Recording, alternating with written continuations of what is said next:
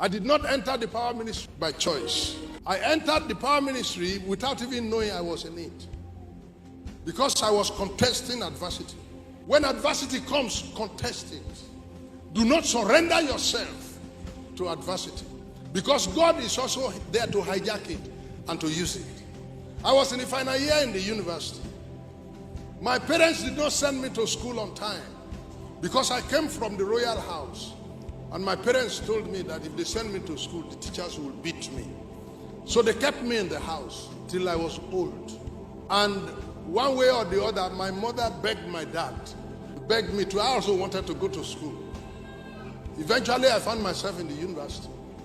My final year, my project was on poultry because I studied animal science. And in the university farm, the fowls, the birds, the broilers that I was to use for my project, they started to die. And I knew that if they die, I would spend an extra year. Me that was already late in coming to school. So I was very determined not to spend an extra year. So I gathered the dead birds and knelt down in the university farm in Port Harcourt. And I began to cry to God. And all I was saying that I don't want to spend an extra year. I was already old before they put me in school. As I was crying and my tears were dropping on the chicken, they were standing one by one. I never entered the power ministry by choice. I entered into the power ministry by adversity because I was confronting and contesting an adversity. They could die and I will spend another 1 year. So what is that to God? But if you know you don't want to spend an extra year, contest it, excuse me. God will grant it if you contest it. If you stay there and say, well, that's what it is. Well, that will be what it is. Hagar and Ishmael were given up to die. Abraham gave them only a bottle of water of all that he had and sent them away in a desert. I've been a missionary in different countries that have no water. I was a missionary in Tanzania where they bath once in a month because there's no water.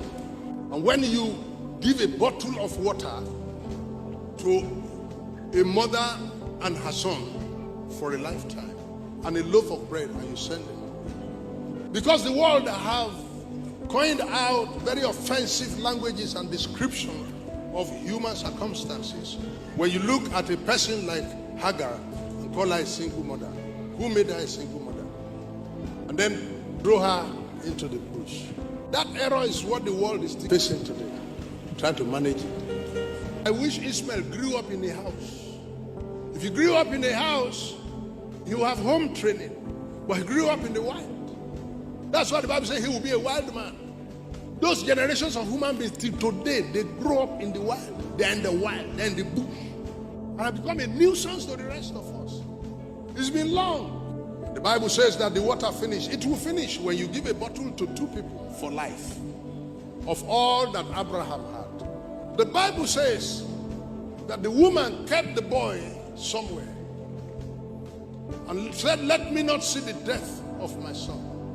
That will be the prayer of every mother. May you not know the burial ground of your son. The Bible said they cried to God. And as they cried to God, an angel appeared and said, what aileth thee? The boy was shouting water. And the Bible says, look, there's a well. Hagar went and fetched into the bottle from the well. Apparently, therefore, the well was not deep. Because if it was, they will need rope, which they don't have. When God digs a well for you, it will not be deep. Because that will create another problem. How do you access it? So it was within arm's reach.